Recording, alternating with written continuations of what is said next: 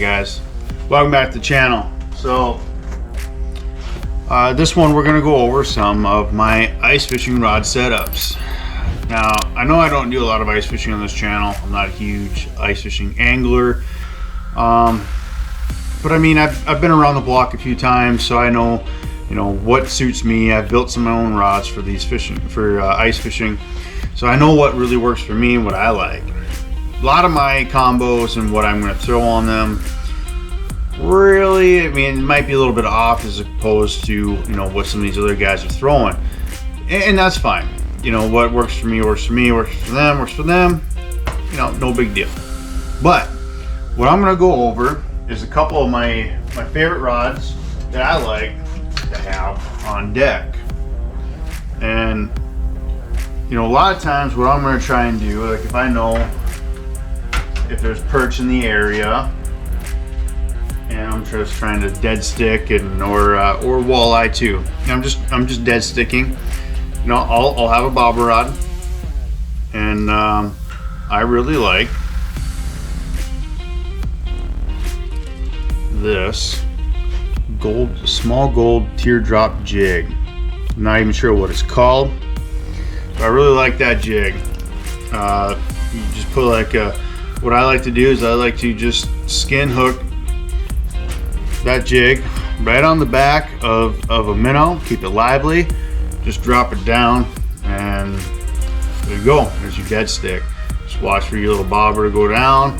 I like to keep, so with the bobber, I like to keep less resistance on it, so I cut these down short, depending on the weight of the jig. I'll cut them down a little bit shorter yet, so that way I can see when it goes down and the fish won't feel that much resistance. So that's also pretty key. You don't want that. That is my dead sticking rod, pretty standard for what I'm going to do with that. The other rod that I have, so when I'm kind of running and gunning, one of the rods that I like to use if I am trying to figure out what kind of marks those are, I need a better setup for my rods. I need to get an actual rod cage other than a bucket, but it's what I have to do with for now. And I've hooked my rod sleeve. Okay. Well, we almost got her. Oh man. Got a bad feeling about this.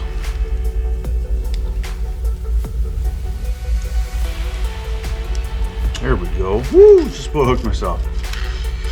Okay, now, so with this one, I have another gold jig on it. See that? Another gold teardrop jig. I'm not really sure what they're called. I don't really get into too technical with the jigs.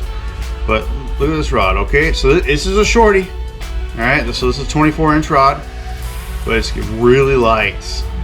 I believe, oh man, my sight's leaving me. What does it say?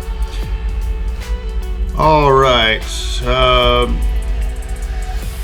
medium light fast action rod. So it's still got decent backbone. Pretty good little rod. All right, you could use some different guides on there, but hey, that's all right. This works pretty good. And so what I like to do with this one is if I'm running around, and I find some marks, and I pop the hole, I find some marks, and they're just moving around on me. They're not really committing to any of the bigger baits or nothing. I will throw this down with a couple of wax worms on it to see if that'll trigger them to bite, or I'll throw a minnow head on there. And one thing I really love to do is I love on almost all of these, all of my rigs. I don't know if you can see it. Stop moving.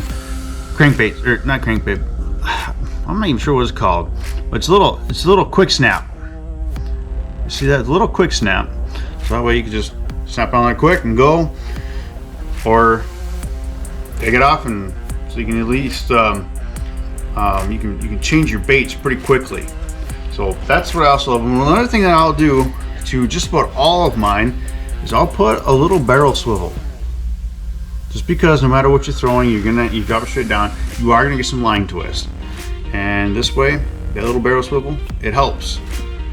Doesn't solve it 100%, but it helps. So that's one of my rods I like to run and gun with. Another one, it's gonna be a jigging rod. And which one? I think it's this guy here. Oops. Sometimes I use a bit stiffer of a rod, but depending on what I'm finding, I'll start with a little lighter of a rod too. So this one, what I really like to do is I like to throw a bit of a spoon, and typically it's it's a rattle and buckshot, but something similar will work. And I'm trying this one out. It's a glass bead, and I don't know. We'll see how it goes. But so this one, this is a see, and I forget which ones they are. So this is a 31 inch. It's an ultralight but fast. But look at the backbone. I really like that backbone. You can really get some good control out of it towards the fish, and then you can see the rod tip here. You know, a lot of sensitivity, so you can sense the light bites too, and then when you set the hook, you've got good backbone into it. I guess you're not really trying to crank up on them like King Kong, but you know, keep the drag set nice, so that way you don't mess it up. Again, got barrel swivel. See that there? Just like I said before, I got one on just about every rod. That's another one that I built. It's pretty simple, pretty easy, and I've got a little bit of a, it's gonna be hard to see, but I've got a blue and orange marbling on it, marbling design. This is gonna be one of my run and gun rods, and I do have another run and gun rod that I like to run with. This next one is a bit stiffer, so it's not as light. It's probably more of a medium rod, but it's to handle some of those bigger bites. And this one, I've got a split grip on it, just like that. And we actually have the rubberized wing grips on this one here too. Got the orange carbon fiber, another one that I built, and then got some orange marbling finish there. But on this one, I've got it more of a jigging rod. So I've got like kind of like a jigging wrap on there. I'm not sure what this one's called. It's not by Rapala, but I'm not sure what this one is called. But you can see it's got about the same action. This is a different rod blank, but this is a 32 inch, but it's still an ultralight, but fast action. So I still got the sensitivity at the rod tip there, and great backbone. So this is what works really good for me. If I'm messing with bigger fish, I will go to a somewhat heavier rod. And that heavier rod is going to be this guy right here. I don't have a reel on it, but it's going to be this one right here. Now this one is one of my newer rods. It's a 32 inch light fast action. So I've got my upgraded guides on there. Some of my other guides are older guides, so we've got some upgraded guides here. This is probably one of my more favorite ones, but I didn't realize that when I did this one. You won't be able to tell, so it's pointless to even try to show you. But my tip top is crooked. It's easy to do when you're working with small rods, small guides, and fine thread and wrapping them when they're this flimsy. Easy to do. So that's something I'll have to fix, but that's it. That's the only problem with it. Otherwise, you know, we got the wing grips on here too, and it's got good backbone. You know, really good backbone. It's a little bit stiffer, so this is going to handle the bigger fish. Unless I'm dealing with pike, I don't want anything too crazy. So this is another one I'm probably gonna, you know, use for running around. And those are my main ones, you know, honestly. I personally don't need very many rods. I do have a handful more, and more or less just for backup, but I technically only need, like, you know, one for a dead stick, which is going to be a bobber rod, and then one for a you know, couple for a few for running around, one for jigging. So the benefit to having this guy right here as a 24-inch long rod, it's short, right? Super short. You know, that's okay, but I did it on purpose, because when you're in a shelter and you got two guys in a small shelter, you got a hole right in front of you, and then you got a hole a little bit further up. The hole further up, you can use a little bit longer of a rod. The hole right in front of you, you are like this, pretty much, depending on the size of your shelter, you know.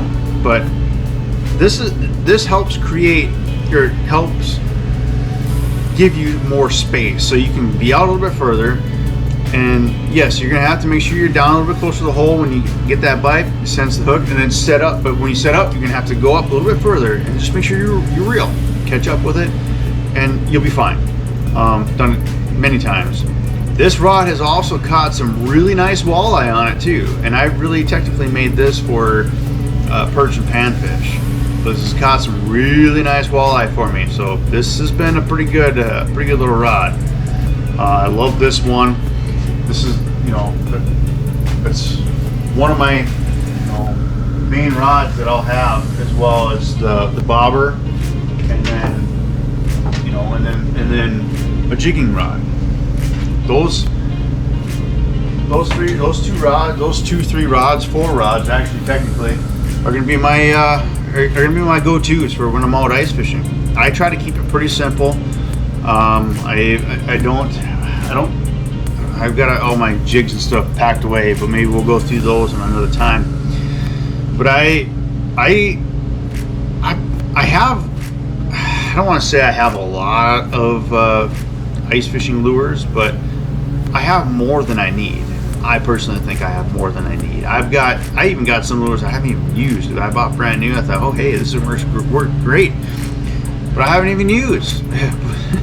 So I don't really need to buy any more new stuff. I mean, I've got quite a few, you know, lures, and, you know, maybe you guys can correct me if I'm wrong, but a guy really doesn't need a lot of ice fishing lures, technically. If you think about it, you really only need a few certain types.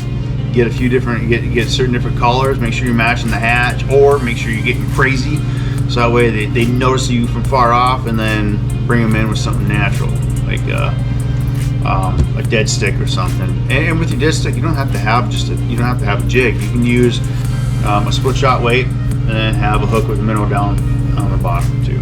So don't list it on the bottom, but keep it about a foot or 2 feet up. I would probably keep it about 2 feet up or so, and then your jigging rod, I will either go below, or I will put my dead stick down low, and then my jigging rod up a little bit higher. I'll try not to keep them at the same height. I want one different. That way I can see them both on my transducer, and I can see which ones, you know, the fish is going to come up to, and it gives me a better chance to set the hook on that fish and then keeping that fish. So I don't know. We'll go over my lures, I think, maybe in the next video, you know, but I'm just trying to go over some new stuff here, my ice fishing gear. We're still going to try to get out, but it's really wet and sloppy up here now. The ice has gotten sketchy. I was just about ready to get in some time to go. I just got some time to be able to go out, but I don't want to get out on sketchy ice, and, you know, I don't know. I just don't like it. I don't like stepping on ice and breaking through the first layer and have, you know what I mean? So we're gonna play it by ear.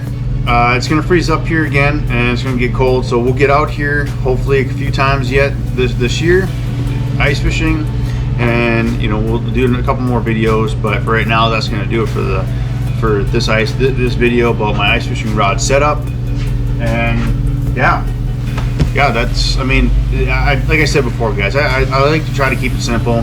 I mean, and enjoy your time out there. I mean, I don't like to run around a ton.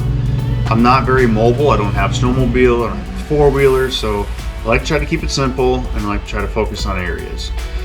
I will drill a bunch of holes until I start marking some fish, and then when that goes dry, then I'll go find some more holes. So I don't usually run around the whole lake.